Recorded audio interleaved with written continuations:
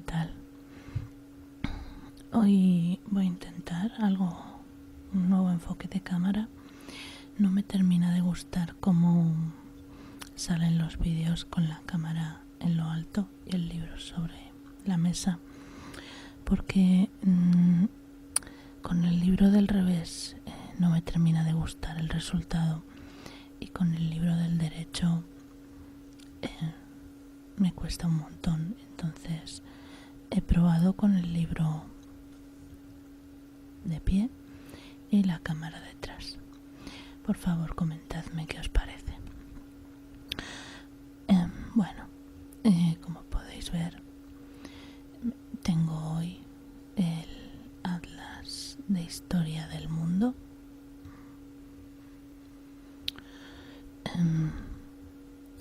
Se me ocurrió que igual podía ser interesante leer unas páginas.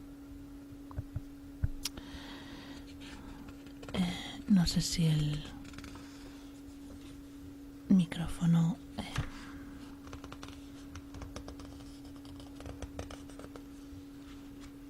captará el sonido de las páginas. Si no, lo siento mucho.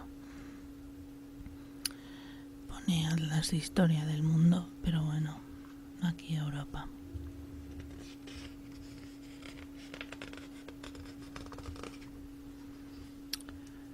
Aquí trae el índice, los orígenes del hombre, el desarrollo de las culturas, los primeros asentamientos, los imperios de Mesopotamia. De hecho, un vídeo sobre Mesopotamia es lo que me ha dado la idea. Os enlazaré abajo a qué vídeo me refiero. El Antiguo Egipto y las primeras dinastías chinas. Como buena estudiante europea, mis conocimientos de historia de Asia y de África, que están más allá de Mesopotamia y Egipto, tienden a cero. Eso me fastidia mucho, así que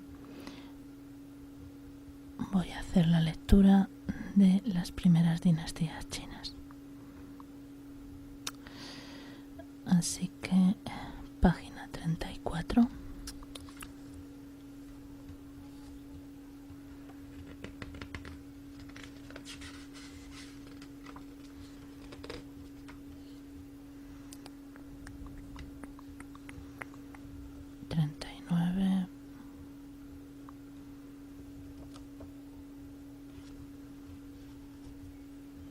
El Antiguo Egipto.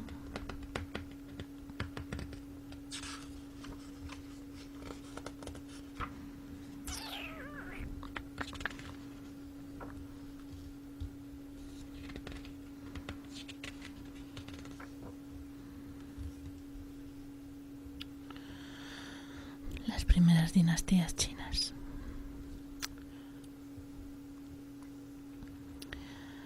Las primeras dinastías chinas presidieron un mundo de sofisticación creciente en el que se desarrolló íntegramente un complejo sistema de escritura y se difundió el confucianismo.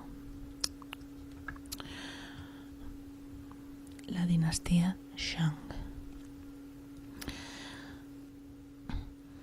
Si bien China había estado habitada por humanos desde hacía milenios, la primera cultura dinástica documentada es la de los Shang. Durante el Neolítico, distintos grupos poblaron las inmensas llanuras del río Amarillo, bajo la influencia de los reyes Shang. Datado en torno al año 1523 a.C.,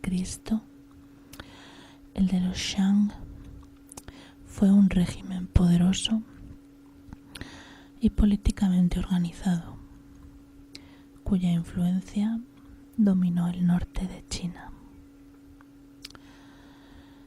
Aunque es probable que se concentraran en pequeños asentamientos, los Shang establecieron algunas de las primeras ciudades chinas, en particular sus dos capitales.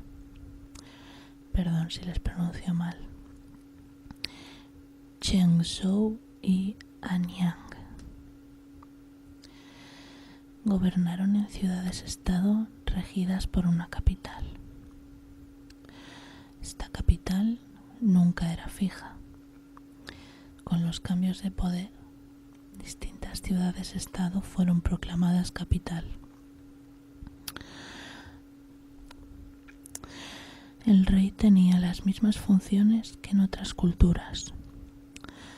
Era el sacerdote supremo, el jefe de la aristocracia militar y estaba a cargo de la economía.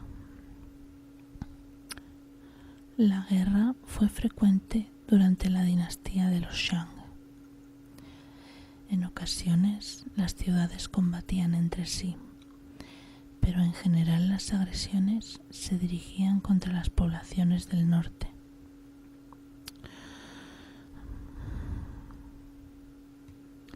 Los Shang eran más civilizados que las tribus no chinas del norte.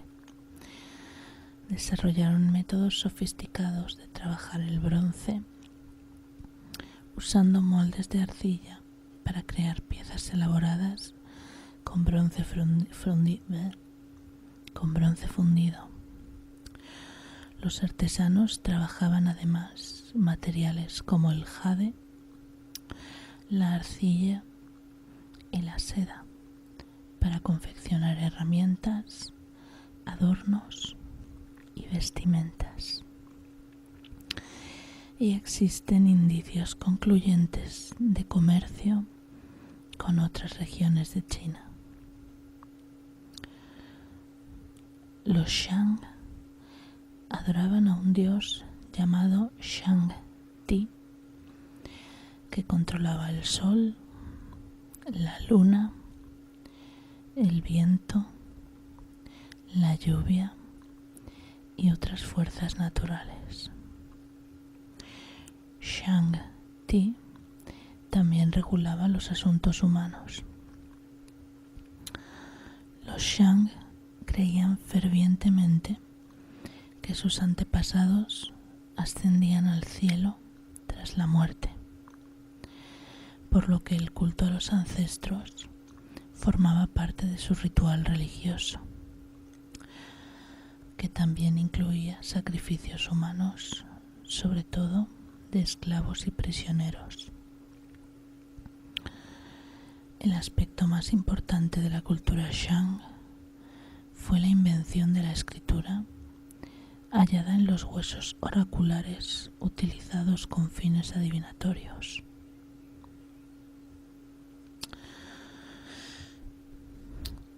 La dinastía Zhou, no sé si se pronunciará así. Aproximadamente en 1028 a.C., los Shang fueron conquistados por los pueblos de Zhou, procedentes del valle del río Wei, en el noroeste. En un principio, los Zhou habían sido vasallos de los Shang, pero mediante alianzas con otros estados desafectos acabaron por convertirse en la potencia dominante. Los Zhou creían en un mandato del cielo, según el cual la legitimidad del gobierno se concedía a una familia virtuosa que gobernaba con justicia. Al ser derrotados, los Shang dejaron de merecer ese mandato. Los Zhou ampliaron la religión controlada por los Shang, adentrándose hasta la mitad de la cuenca del Yangtze. Si bien adoptaron muchos de los rituales y sistemas administrativos de los Shang, los Zhou constituyeron la primera sociedad feudal. El estado de los Zhou se dividía en dominios. Los reales eran posesión del rey y el resto pertenecía a miembros de la aristocracia Zhou, o bien eran entregados como reconocimiento por sus servicios a poderosas familias Zhou. La familia real de los Shang fue exiliada a un dominio situado en el este. Aquellos dominios, que en un principio fueron feudos, aumentaron su poder con el tiempo y se convirtieron en reinos menores.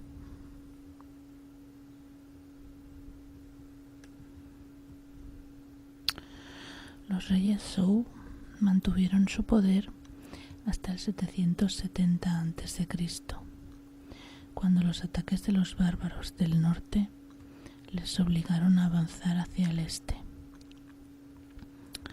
La capital se trasladó entonces a Luoyang y la monarquía central fue cediendo poder ante los señores feudales cuando estos cobraron conciencia de la debilidad terrenal del emperador.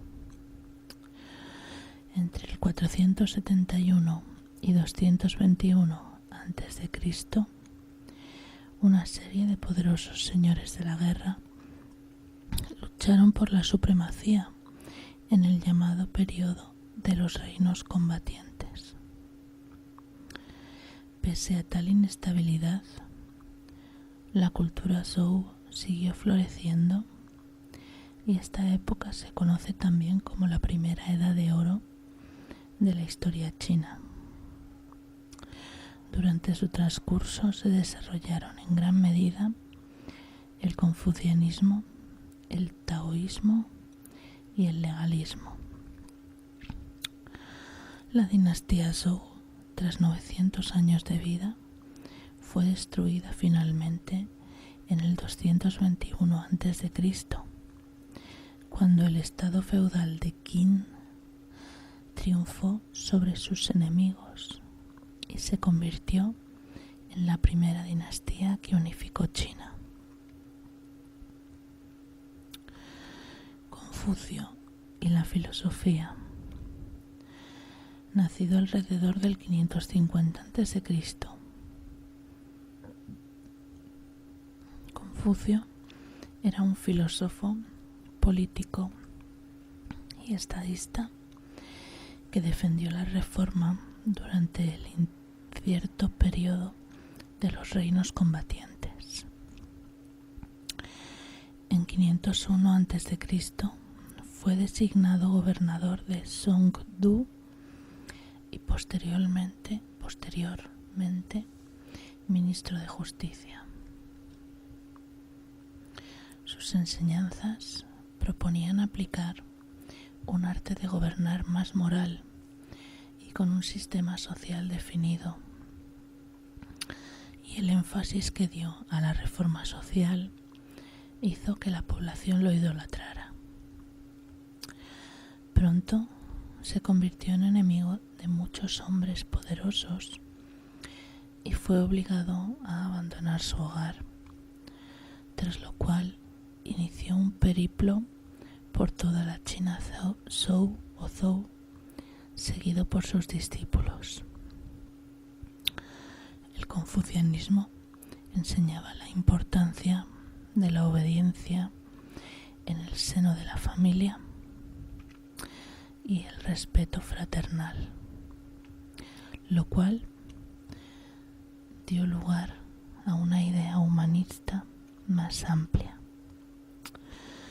Esta doctrina se oponía directamente al taoísmo, que abogaba por un retorno al orden social primitivo y por un rechazo del mundo material.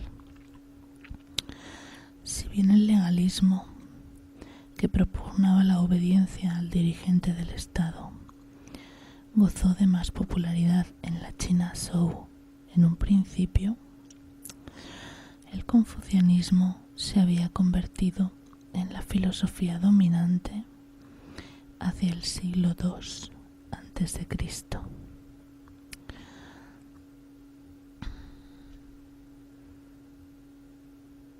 la primera escritura china. Las inscripciones halladas en los huesos oraculares de Shang son las formas más primitivas halladas de escritura china. Los huesos en sí solían ser huesos de animales o caparazones de tortuga ligeramente pulidos.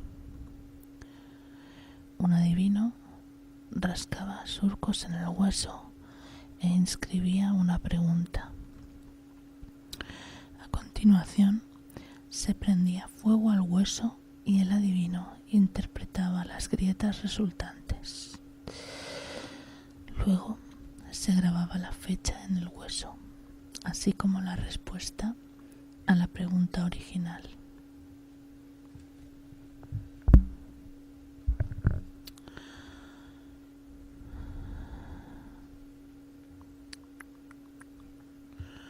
Se trataba de una escritura pictográfica, en la que las palabras eran representadas por imágenes que aludían a su significado. La siguiente fase de la escritura china se materializó en inscripciones en bronce que o bien se tallaban o bien se vaciaban en vasijas. Las vasijas se usaban principalmente con fines rituales, tanto durante el periodo Shang como Zhou. A partir del siglo V a.C., empezaron a pintarse caracteres con pinceles y tinta, normalmente sobre madera, bambú y seda. Además de ser pictográficos, los caracteres escritos se volvieron también ideológicos. El cambio de los soportes usados conllevó una modificación en los usos de la escritura, y en el último periodo Zhou, esta se usaba ya para registrar la historia, la filosofía y la literatura.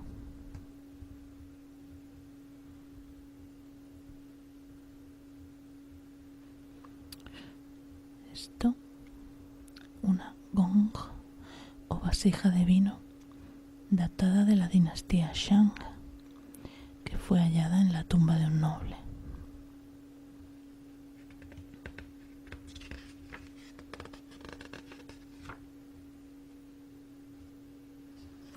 Los chinos no tienen ni siquiera mapa, de verdad. Bueno, pues ya hemos leído un poco de las primeras dinastías chinas. La siguiente mención a China es a los Qin, claro, los que unifican China, la Gran Muralla y el ejército de terracota, la expansión de China, la dinastía Han, las rutas de la seda y la religión, la dinastía Tang, la rebelión de las 5 dinastías y los 10 reinos. Comentadme si os ha resultado interesante, si os gustaría que leyera más o si preferís que haga otras cosas. Bueno, espero que os haya resultado interesante, espero que os haya resultado relajante y, como siempre, un beso